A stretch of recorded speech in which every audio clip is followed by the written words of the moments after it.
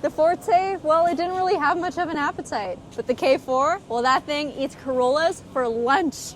Break! In today's video, Gabby and I are putting these 3 vehicles head-to-head through 3 different courses to see which one is going to perform the best when it comes to these rear-wheel driving conditions. Let's go. I'm Gabby and I'm in a parking lot with 3 different vehicles. 2 of them are K4s and one of them is a competitor. It's a Corolla. We're going to put all 3 of these vehicles to the test on a series of multiple road courses. Now these road courses aren't exactly what you'll run into every day, but our first one you're probably familiar with if you live in Ontario. So this is our noise, vibration, harshness course. These are simulated potholes. If you're in Hamilton or Toronto, you already know. We don't need a simulation course for this, but for today's purposes, we do. Our cars are going to go over this to see just how well they handle these bumps in the road. Then we're going to make a hard brake and completely turn our wheel to the right to check out the turning radius of the Corollas and the K4. Right after that, those speakers over there are going to blast traffic noises. So think honks, brake squeals, you name it. It's going to blast those day-to-day sounds that you experience while driving and just how quiet these cabins are to that kind of noise. Right after that, we have a couple more patches and bumps just to simulate some patchwork on that asphalt that we see every day. And our next course is... Test number 2 that we're putting these vehicles through is this one right here. Now, it may not look like much, may just look like a bunch of cones, but this is going to be our drag strip with a brake box down at the bottom, and we do this twice to see if it's all gas and no brakes. Last but not least, we got the Border Collie Agility course or the Charlotte Agility course. But realistically, what are we doing here? So we're gonna start off, we're gonna do a slalom course all the way down.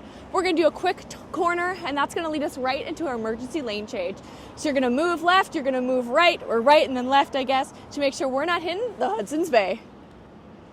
All right, our first vehicle on the noise, vibration, harshness track is the K4EX. So while this isn't gonna have the exact same sound deadening as the GT line, it's enhanced from the Forte, so it's much better. Nice and smooth over those bumps.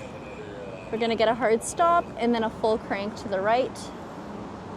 And then Charlotte is filming at the sound box. There she is in work mode.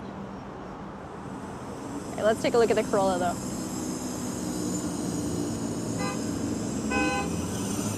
Looks nice and smooth. Feels a little different inside though, I won't lie. So that sound box is playing different traffic noises inside, so you can hear just how quiet things are, like road noise, from your vehicle with the windows up or down. Here's our GT line.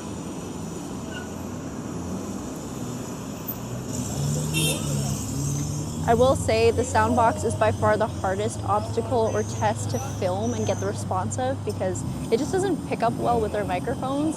In person though, it definitely made a big difference, of course, having the windows up as one would expect. You can still obviously hear things like horns, things that are important, but other things like road and wind noise weren't very noticeable.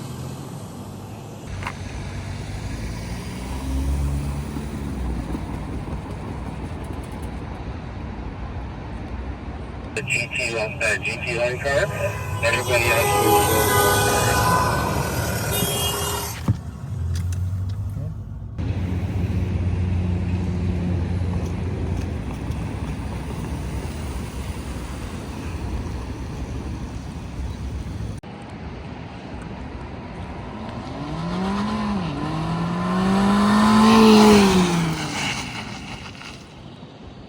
Next we got the slalom course. So we're gonna make some maneuvers through the cones. Nice and sharp.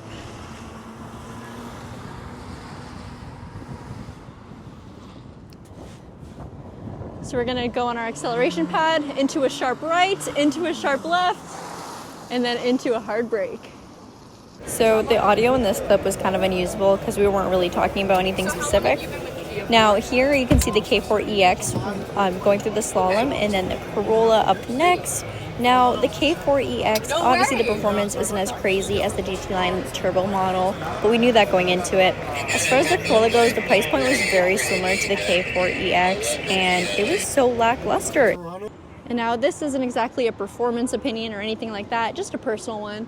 This Corolla looks and drives like a basic rental car, and it is a rental car, believe it or not. But I will say the K4EX, so our lower trim that we have here today, drives, feels, and looks so much better, and it's actually at a better price point. I can't believe that, and I mean, I feel like that says something. Yeah. All right, we got the handling course, starting off with the sharp right for the Corolla. Now, keep in mind, right now it's just regular people driving, not the performance instructors. A little bit of nosedive there. All right, up next is the K4 GT Line Turbo. And again, everyone's skill is going to vary, so it's not really a matter how fast they do it. It's just kind of looking for body roll and nosedive on the brake. So yeah, this is definitely a little bit of a slower turn. And they didn't brake that hard, so no nosedive there. All right, let's see if the K4 driver's got some speedier skills. No one's hit a cone yet, so that's always good. Signal, how kind of them. BMW drivers could never.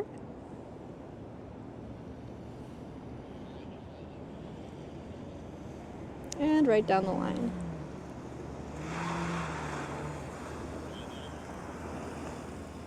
All right, everyone's braking nice and smoothly, so only those with that harsh brake, which is what we're supposed to do realistically, is get in that nosedive. But I will say the Corolla definitely experiences more nosedive than the K4s, that's for sure.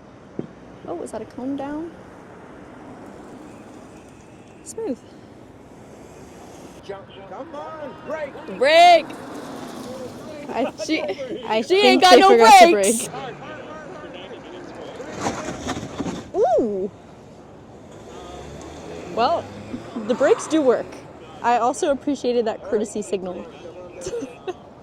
Well, everyone, thank you so much for joining us on today's video as we put 3 different vehicles through 3 different tests, and honestly, the results may shock you on what really impressed us. So let us know down below in the comments what you thought of these 3 vehicles and the tests that they were put through. And if you haven't already, make sure that you subscribe to the Kia Hyundai channel, like this video, and we will see you guys next time. Bye!